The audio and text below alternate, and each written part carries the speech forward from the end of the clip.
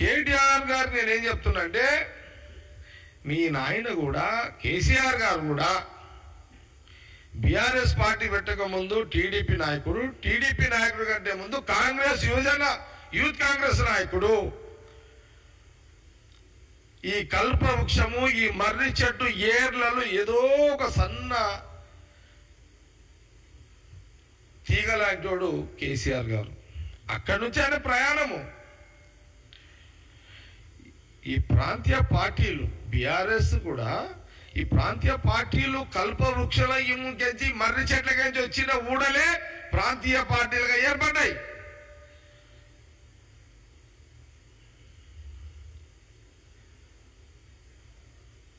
అందుకే కాంగ్రెస్ పార్టీ ఏం చెబుతుందంటే దేశ ప్రజలకు తెలుసు, యావత్ దేశ ప్రజానీకానికి తెలుసు కాంగ్రెస్ యొక్క శక్తి.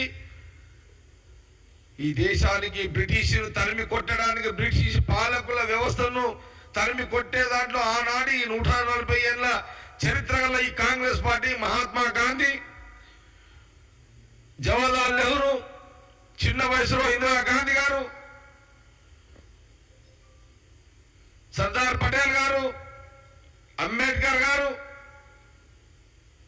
సుభాష్ చంద్రబోస్ గారు, అనేక మంది మహానుభావులు ఆ రోజు స్వాతంత్ర ఉద్యమంలో కానీ స్వాతంత్రం వచ్చిన కాంగ్రెస్ గవర్నమెంట్ లోనే వీళ్ళందరూ మినిస్టర్స్. మొన్న పుట్టిన కేటీఆర్ ఇంత పెద్ద పెద్ద మాటలు నీ వయసుకు సరిపోవు అని కాంగ్రెస్ పార్టీ గాంధీ భవన్ ద్వారా తెలియజేస్తున్నాం.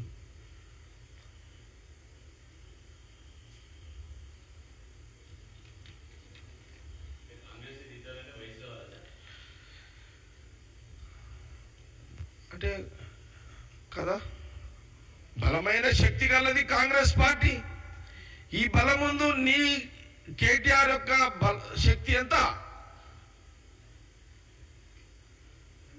మా యొక్క బలం ముందు ఇప్పుడు నిజంగా మా బలాన్ని తట్టుకునే దెబ్బ కొట్టే శక్తి కేటీఆర్ గుండి మాట్లాడుతున్నాడు. ఓకే, రాజకీయంగా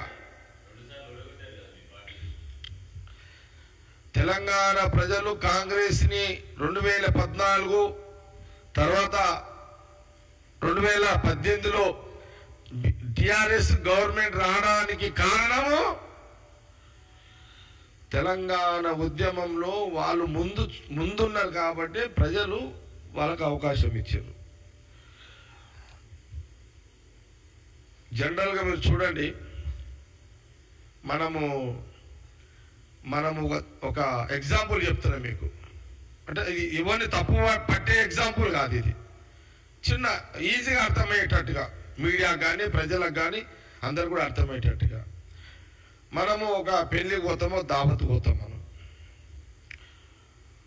ఓకే, మనము భోజనం చేసేటప్పుడు వడ్డించేటోళ్ళు చూస్తాం కానీ వండించేటోళ్ళు చూస్తామా మనం? వంట ఎవడైతే వంటాడో అని చూడం, వడ్డన చేసేటోనే మనం చూస్తాం. ఆ రోజు రాష్ట్రం ఇచ్చి వడ్డించింది కాంగ్రెస్ పార్టీ, సోనియా గాంధీ, రాహుల్ గాంధీ. ఆ టైంకి వడ్డించే జాగల కేసీఆర్ ఉన్నాడు. ప్రజలు అతను చూసిరు, ఆయనకు ఓటేసారు. ప్రజలు ఏం తప్పు లేదు, సిచ్యువేషన్ అట్లు, అది పరిస్థితులు అట్లుంటాయి. నేనైనా నువ్వైనా జాగలు ఉంటే అంతే.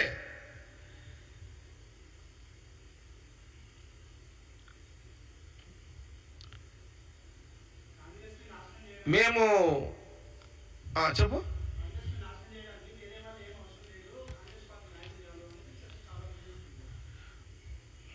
కాంగ్రెస్ రాజకీయం వ్యవహారము అంతు చిక్కని వ్యవహారం. అది ఎవరు అంచనా వేయలేరు.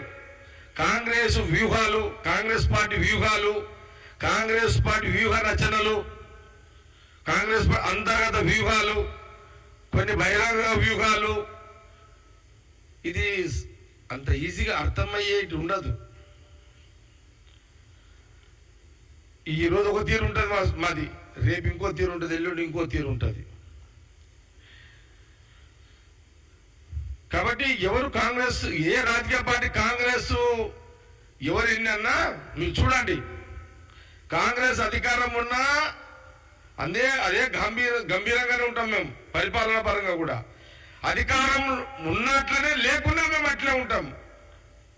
కాంగ్రెస్ పార్టీ నాయకత్వము, కాంగ్రెస్ పార్టీ ఎప్పుడు అధికారం ఉంది కదా అని అహం ఉండదు, అధికారం లేదు కానీ కుంగిపోయేది లేదు. అది కాంగ్రెస్ పార్టీ రాజకీయ కార్యకర్త యొక్క లక్షణం. అట్లుంటారు.